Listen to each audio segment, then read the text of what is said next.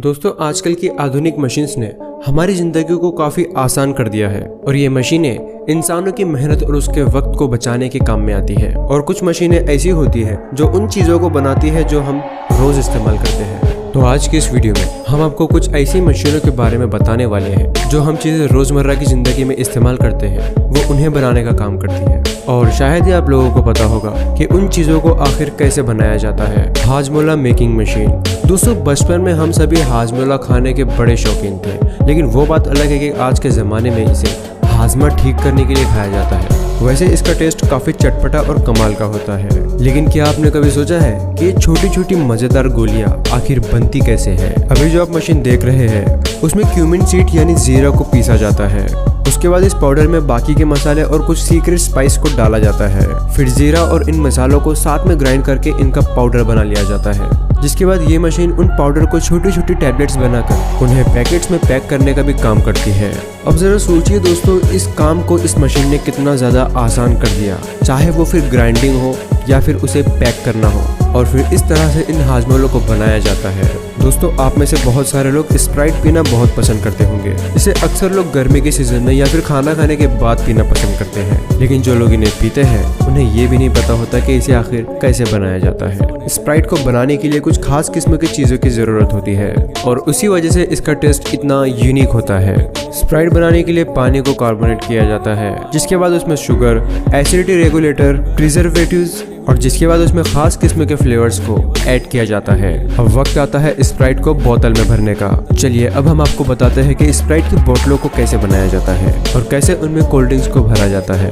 देखिए, सबसे पहले इस तरह की प्लास्टिक ट्यूब बनाई जाती है, जिसके बाद इन ट्यूब्स को हाइड्रोलिक मशीन में डाला जाता है और फिर वो मशीन मोल्डिंग की मदद से इस ट्यूब को एक बोतल का आकार दे देती है और बोतल बनकर बाहर आ जाती है।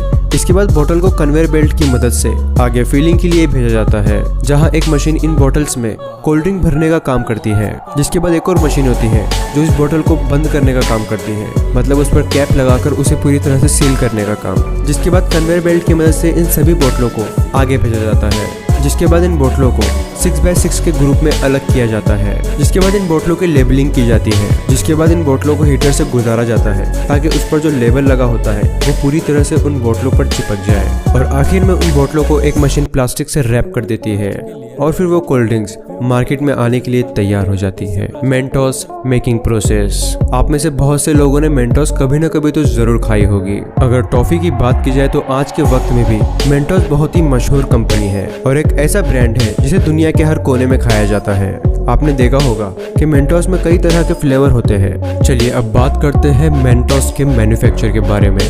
दोस्तों, सबसे पहले एक मिक्सिंग मशीन में sugar, wheat, glucose, hydrogenated coconut oil, rice starch, flavours और कलर्स को मिलाया जाता है। जिसके बाद एक कन्वेयर बेल्ट की मदद से मेंटोस की जेली को बाहर निकाला जाता है। जेली को एक रोलर की मदद से रोल किया जाता है और जिसके बाद रोल की गई गोली को एक छोटे पाइप जैसा आकार दिया जाता है। जिसके बाद इस जेली को एक कटिंग मशीन में भेजा जाता है, जहां पर इसके पीस होने होते हैं और फिर मेंटोस बनके तैयार हो जाती है। जिसके बाद उस मेंटोस की गोलियों को पैकेजेस में भरने के लिए आगे भेजा जाता है। दोस्तों, पार्ले जी बिस्किट से तो हर कोई वाकिफ है और ये इतना पुराना ब्रांड है कि लगभग हर कोई इसे खा चुका है। लेकिन आप में से कितने लोगों को पता है कि आखिर पार्ले जी बिस्किट बनते कैसे हैं? चलिए हम आपको बताते हैं। दोस्तों, पार्ले जी बिस्किट बनाने के लिए व्हीट, शुगर और एडिबल ऑयल की ज़रूरत होती है।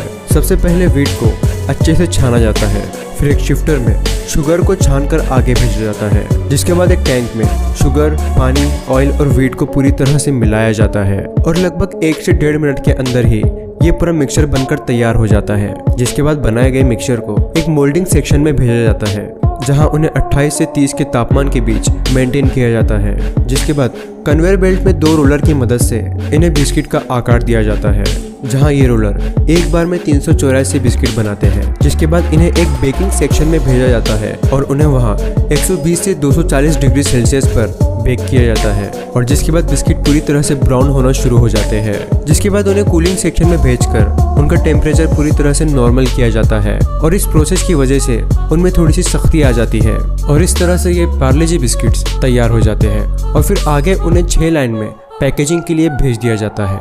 चलिए अब आपको बताते हैं इस फैक्ट्री की सबसे हैरान करने वाली बात। आप जानते हैं इस फैक्ट्री में एक बार में कितने बिस्किट्स तैयार होते हैं? तो इस फैक्ट्री में महज एक बार में 40 करोड़ बिस्किट तैयार किए जाते हैं। तो देखा आपने फैक्ट्री कितने ह्यूज स्केल पर काम करती है। Whisky making machine.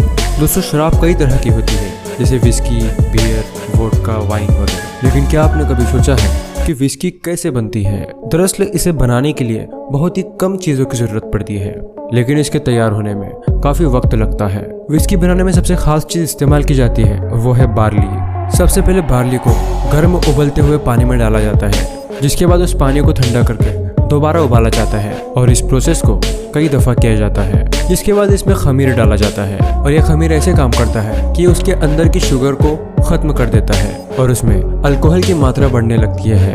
लेकिन फिर भी अभी ये पूरी तरह से तैयार नहीं है। इसके बाद इसे गर्म किया जाता है, जिस वजह से जो भी शराब होती है वो भाप बनकर ऊपर उड़ने लगती है और इस भाप को जमा करके कंडेंसर की मदद से इसे ठंडा किया जाता है और एक कंटेनर में भर लिया जाता है। जिसके बाद ये कंपनी एक खास लकड़ी को विस्की से जलाकर कोयला तैयार करती है। जिसके बाद उस जमा की हुई विस्की को इस कोयले के ऊपर थोड़ा थोड़ा करके गिराया जाता है, जिससे ऊपर के कंटेनर को खाली होने में कम से कम 4 दिन लगते हैं और इन्हीं कोयलों की मदद से उस विस्की को उसका फ्लेवर मिलता है। जिसके बाद उस विस्की को बैरल में भरा जाता है और उस बैरल को भी अंदर से जलाया जाता है ताकि विस्की को उससे फ्लेवर मिलने में मदद हो।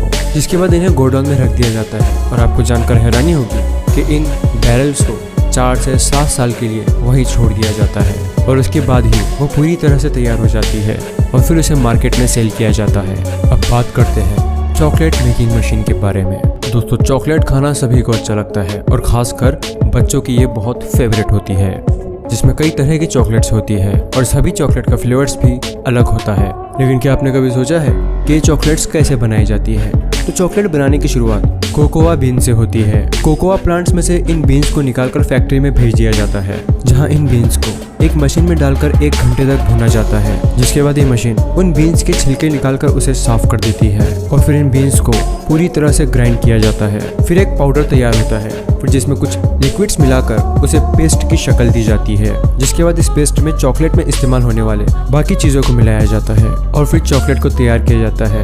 इसमें खुशबू पैदा करने के लिए भी कुछ एरोमेटिक सब्सटेंस इस्तेमाल किए जाते हैं, इसीलिए तो हर चॉकलेट्स की स्मेल भी अलग अलग होती है। फिर इस चॉकलेट के पेस्ट को 40 डिग्री सेल्सियस पर गर्म किया जाता है और फिर उन्हें एक ऐसे चेंबर में भेज दिया जाता है जहां पर इन चॉकलेट्स को अलग अलग शक्ल में ढाला जाता है। लेकिन हम आपको एक ऐसी चॉकलेट के बारे में बताने जा रहे हैं जिनको बनाने का तरीका बाकियों से बहुत ही अलग है, जिसे व्हीट पफ चॉकलेट कहते हैं।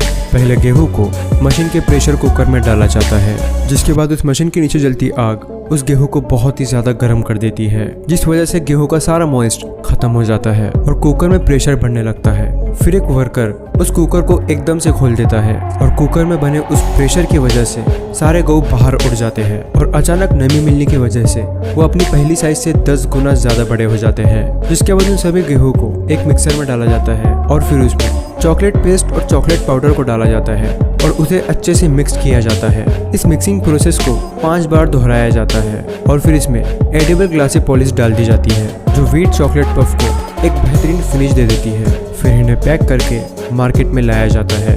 तो गाइस देखा आपने, इन चीज़ों को हम अपनी डेली लाइफ में इस्तेमाल करते हैं, लेकिन इस वीडियो में आपने देखा कि उन्हें कैसे मैन्युफैक्चर किया जाता है। दोस्तों वीडियो कैसी लगी नीचे कमेंट्स में ज़रूर बताना। मैं हूँ आपका दोस्त ताबिश। आज के लिए बस इतना ही, फिर से मिलेंगे अगले वीडियो में।